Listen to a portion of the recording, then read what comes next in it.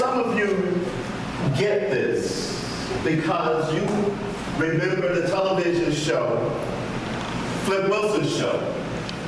And Flip Wilson played a character, a saucy, sassy woman by the name of Geraldine. And if you remember Geraldine, Geraldine had a couple of sayings. Well, she had several sayings that she would do. One of it would be, "Watch it, honey." She'd also tell you that the devil made me do it. But probably one of her most important lines is Geraldine would kind of wiggle her shoulders and she would lie and say, "What you see is what you get. What you see, honey, is what you get." Now, that may be good for Geraldine, but I'd like to say this morning that what you see is not what you get. It's what you expect is what you would get. See, we get caught up in thinking that because when we see something, then we can get it, but there's something that's beyond seeing. There is something that is more than just seeing. It's about what we expect is what we get. Because oftentimes we will fool ourselves and say, well, I see this happening or those kinds of things there, but ultimately not understanding that what the universe really hears is our expectation, our vibration, our seeing it in another way, our expecting it. So what we expect is what we get. And what so oftentimes happens is that we have lower expectations. We say we want one thing, but what we really are saying inside is another. I spent some time recently with a business owner who was sharing about how she wished to see her business expand. And as we talked on about how she saw that, every other sentence she kept saying, but you know, this is Memphis. And so it's not going to work. But I want to have successful business, and I want to have a lot of happily paying customers, but they're not going to support me. And she went on, and then she was saying, now you're going to join me in seeing this happen. And I said, I can't join you in seeing this happen because what you're really expecting, what you're really talking about that you're going to see doesn't have anything to do with what you were talking about. Because every other sentence, every other time you say something, you follow it up with, but it can't happen, or this is Memphis, or God won't let me. It's not what we see, it's what we expect is what we get. And I understand for a lot of people, there's some reasons why we have lower expectations. There's some reasons why we get caught up in not understanding that. And part of that is that ultimately we accept other people's limited beliefs. We accept other people's limited beliefs. And the thing I tried to point out to her is that while she was saying this is Memphis, I said, yes, this is Memphis, and there are successful business people in Memphis. There are successful things happening in Memphis. And so whoever is telling you and putting in your head that you can't do, you can't succeed because this is Memphis has steered you wrong. Because ultimately, it's not about other people's beliefs. It's about what we believe. And we have to determine what we believe for ourselves. And we have to understand for ourselves and not give off negative responses all the time. There's a part of us sometimes that believes that we're not worthy. The idea of original sin has permeated a lot of our culture, and a lot of people go around talking about us not being worthy, and somehow we feel oftentimes not worthy. We feel sometimes that we are less than, that sometimes there is this flawed perception of who we ultimately are, and we don't accept and understand the truth of who we are. The truth that we are divine centers of being. We are that I am that Soriana sang about. We are in that place and space where we are magnificent, wonderful, God-nificent expressions here and now. But oftentimes we don't get that. We get so many things. And you know, the thing of it is, we live in a culture where our advertising industry is just rife with examples of how we are not good enough, of how we are less than. I mean, you know, even when they give us kind of a backhanded thing, you ever watch those pharmaceutical commercials where they'll tell you about all the things that this drug can do for you, and then they talk real fast, they do all of the side effects and everything else. May cause this and and it really lasts longer than the commercial itself. They just have to speed it up so it can fit the time slot that we are less than. That those kinds of things, they're ultimately not accepting who we are as magnificent, wonderful expressions of God. There is a place inside of us also that likes to think no pain, no gain, that we somehow have to suffer. I remember years ago when I was pastoring and serving as a pastor in a more traditional congregation, and there was a song that I used to hear people sing all the time. I've learned how to live holy. I've learned how to live right. I've learned how to suffer, because if I suffer, I'll gain eternal life. And the first time I heard that song being sung, I went to our music director and I said, we will never have that song in this congregation.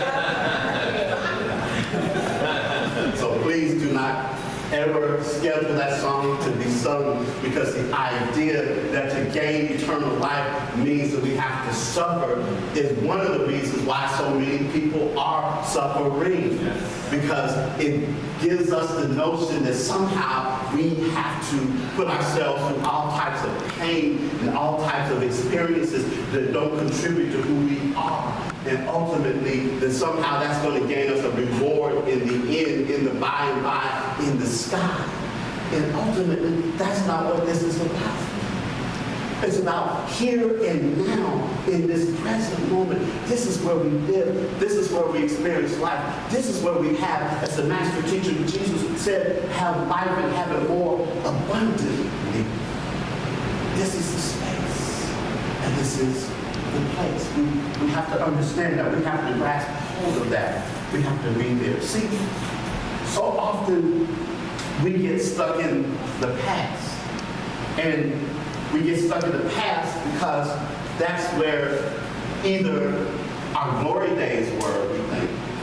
Because I remember, man, when I was growing up, that he had some of the finest suits, and he had a car that was really, nice looking, and he had gone out and put some custom things on it and all of those things, and everybody used to talk about how sharp Mr. Carter was. Mr. Carter, you're real sharp, and he loved, all of that, and he'd walk around with pride and everything like that with his suits on.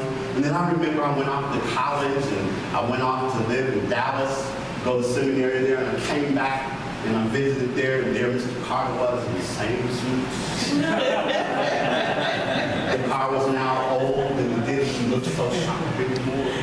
He was still living his past glory days, didn't understand, didn't think that he could be anything where he was then. Or we get so stuck on the past because we made mistakes, and we think that somehow those mistakes define us. That somehow those mistakes take away from us. And there is a wonderful expression and understanding that we have in this teaching that reminds us that principle is not bound by precedent. That principle is not bound by precedent. Meaning that whatever we might have done in the past has no bearing on today. What we might have perpetrated in the past does not pull us away from right in this moment.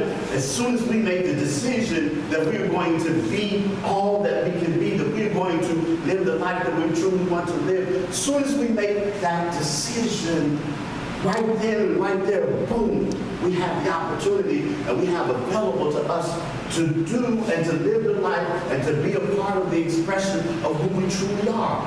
Principle is not bound by precedent. Scripture reminds us that God is no respecter of persons.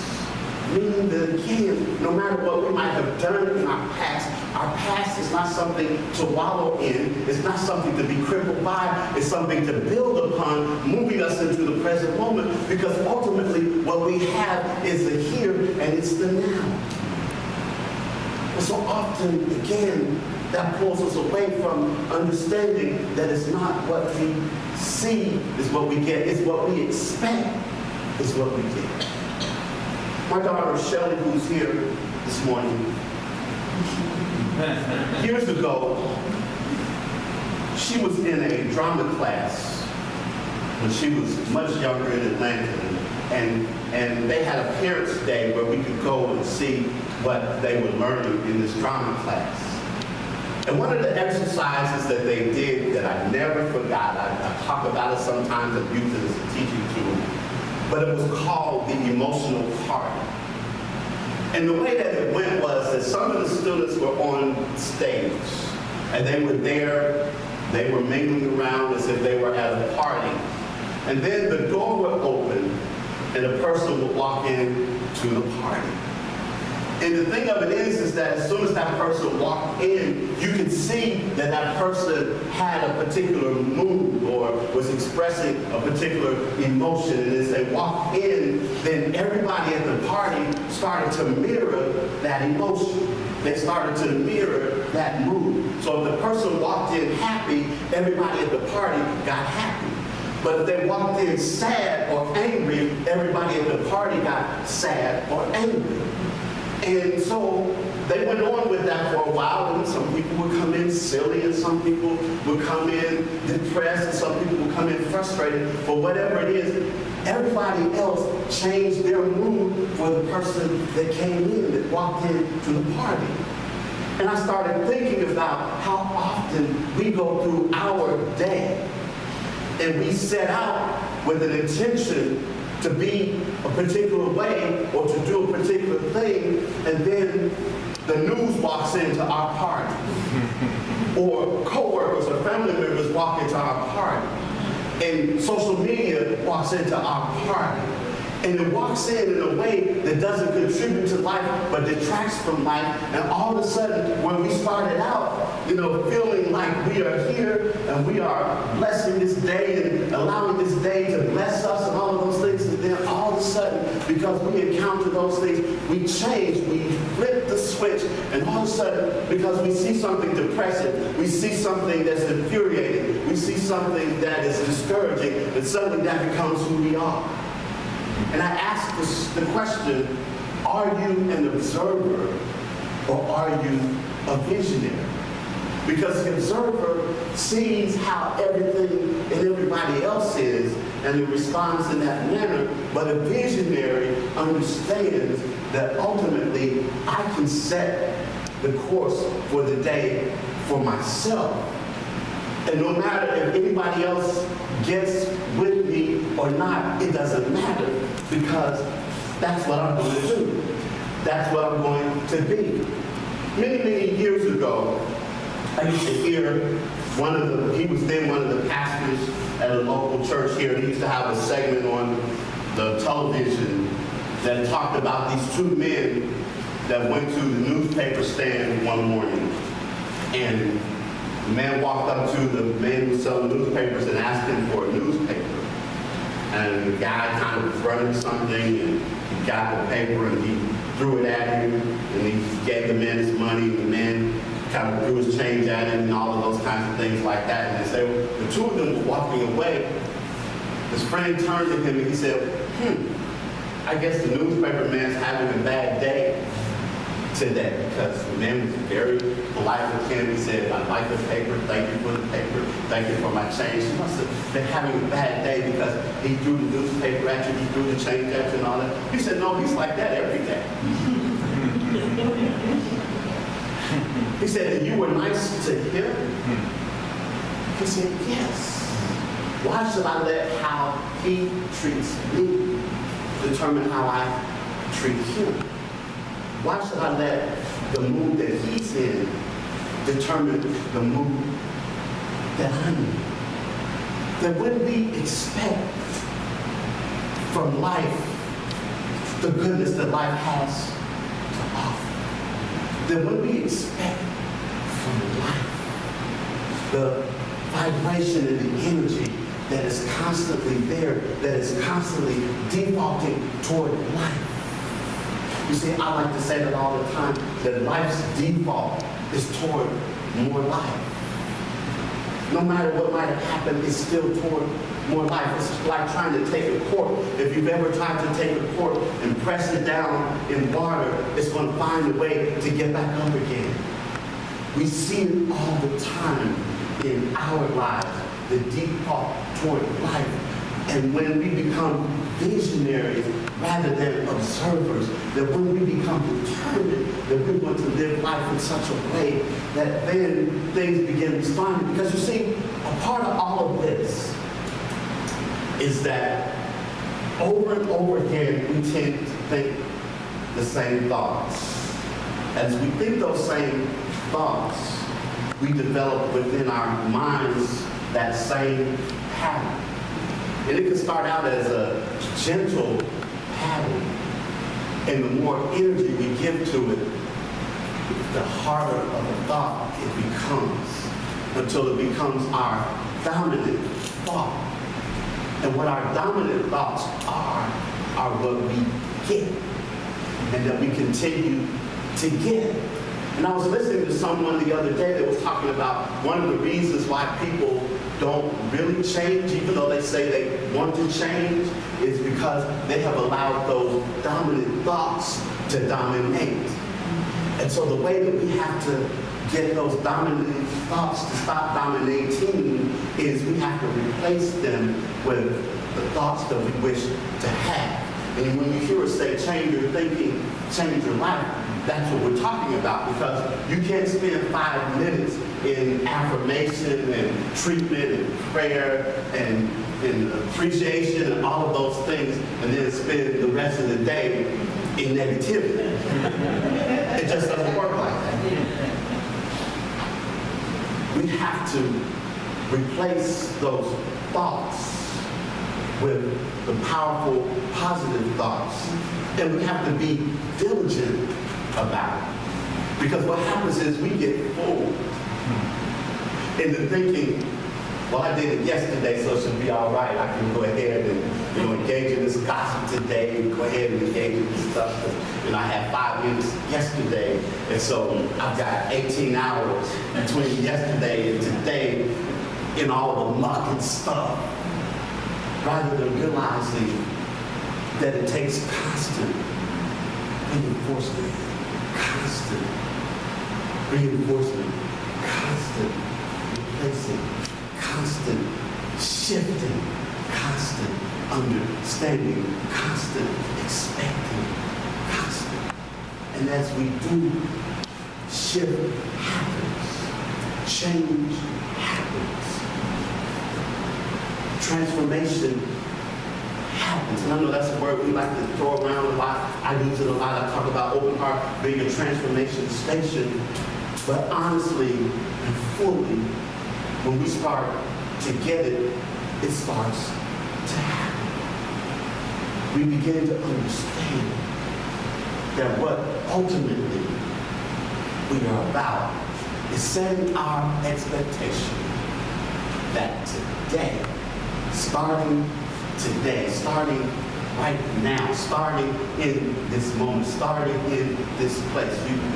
You don't have to do anything special, but start. You gotta start. You don't have to do anything revolutionary yet. Just start. You don't have to do anything earth-shaking or earth-changing. Just start. What I said in the newsletter this week is just one little thing done consistently over time brings about that in the midst of everything that is happening, something as simple as I'm going to find 5 things that I can appreciate. Because a lot of times people will call me and they're in the midst of a crisis or this or that, or they're saying this or that. And one of the things I'll say to them all the time, and I haven't stopped saying it yet, apparently something happens, because I'll tell them, okay, I understand that, I'm with you on that, but right now, give me 5 things you could be appreciative for right in this moment. And it never fails that when people start going through the list, and there's some people that have, resisted, I don't have anything, I don't know and everything. I said, well, let's think about it for a moment. You are talking to me, right? So that means that you have the ability to speak, right? So that's number 1. You're talking to me on the telephone. I don't know whose phone it is, but the fact of it is you have access to a phone.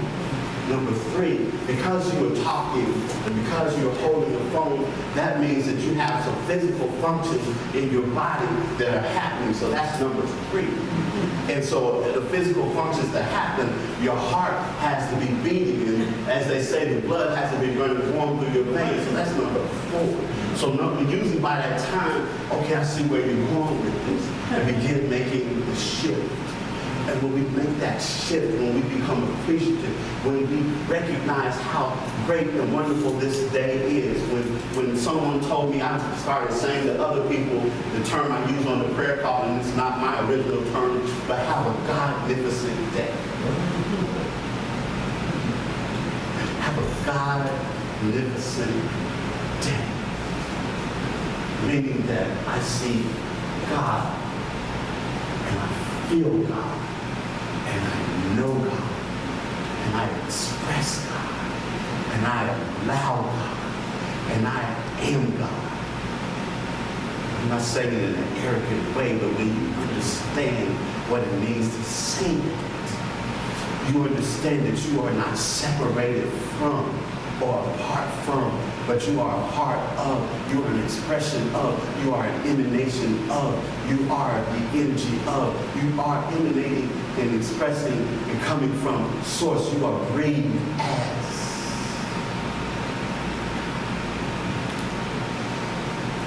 And then, when you do that, and you allow all of that to happen, then your inside and outside become congruent. And you become something fantastic, something powerful, something wonderful, something beautiful. People start to say, there's something about you that's wonderful, beautiful, powerful, transformational, all of those good things, and full of love and light, and all of that. And then you can say, because what you see.